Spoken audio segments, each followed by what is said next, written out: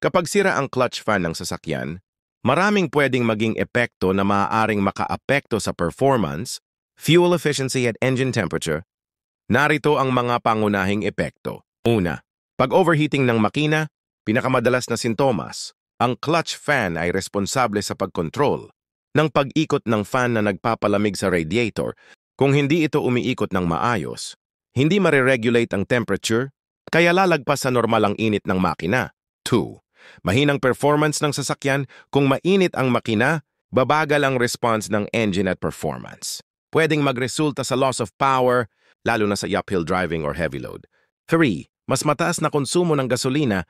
Kung palaging umiikot ang fan, naka-lock position, nadadagdagan ang load sa makina kaya mas mataas ang fuel consumption. Kung hindi naman umiikot, slipping or stuck off, mag-overheat ang makina at hahabol ang ECU, engine control unit, sa temperature, resulting in inefficiency. Hortero, ingay mula sa harapan ng makina, pwedeng may marinig kang whirring, humming, o dragging sound kung stuck o palyado ang clutch fan. 5. Mahinang aircon. Dahil sa overheating o maling pag-ikot ng fan, naapektuhan din ang cooling system ng aircon.